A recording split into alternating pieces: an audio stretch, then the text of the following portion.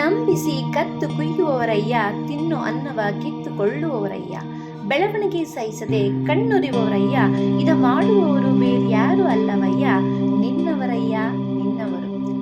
ಬೆಳಗ್ಗೆ ಎದ್ದ ತಕ್ಷಣ ನನಗೆ ತುಂಬ ಒಂದು ಥರದ ಜ್ಞಾನೋದಯ ಆಯಿತು.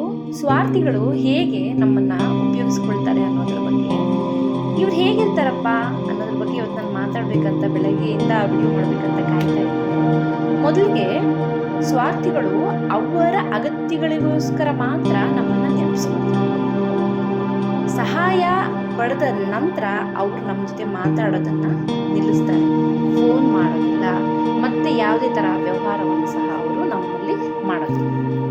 ಎರಡನೇದು ಏನಪ್ಪ ಅಂದರೆ, ಇಂತಹ ಸ್ವಾರ್ಥ ಜನಗಳು ಯಾವುದೇ ರೀತಿಯ ಸಂಬಂಧವನ್ನು ಬೆಳೆಸ್ಕೊಳ್ಳುವುದಿಲ್ಲ ಮತ್ತು ನಮ್ಮ ಭಾವನೆಗಳಿಗೆ ಅವರು ಬೆಲೆಯನ್ನು ಸಹ ಕೊಡುವುದಿಲ್ಲ. ಮೂರನೇದೇನಪ್ಪ ಅಂದರೆ, ನಮ್ಮ ಕಷ್ಟದ ಸಂದರ್ಭದಲ್ಲಿ ಅವರು ಫುಲ್ ಮ್ಯೂಟ್ ಆಗಿರ್ತಾರೆ, ನಮ್ಗೆ ಯಾವುದೇ ರೀತಿಯ ಸಹಾಯವನ್ನು ಸಹ ಅವರು ಮಾಡುವುದಿಲ್ಲ. ನೆಕ್ಸ್ಟ್ ಒನ್ ಏನಪ್ಪ ಅಂದರೆ, ನಮ್ಮ ಯಶಸ್ಸಿನ ಬಗ್ಗೆ, ಸಕ್ಸಸ್ನ ಬಗ್ಗೆ ಅವರಿಗೆ ಅಸೂಯೆ ಮತ್ತು ದ್ವೇಷಗಳನ್ನು ತುಂಬಿಕೊಂಡಿರ್ತಾರೆ.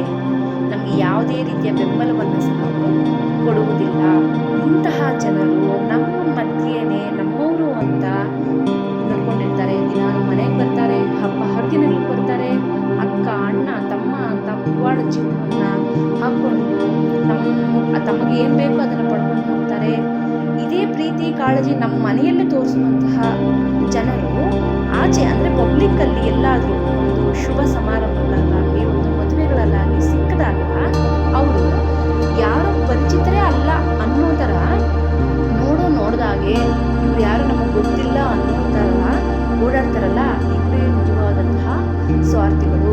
ಇಂತಹ ಜನರನ್ನು ನಾವು ಖಂಡಿತವಾಗ್ಲೂ ಕಂಡಿಡಬೇಕು. ಕಂಡಿಡಿದು ಇವರನ್ನು ನಮ್ಮ ಫ್ಯಾಮ್ಲಿಗೆ ದೂರವನ್ನಾಗಿ ಇಟ್ಕೋಬೇಕು.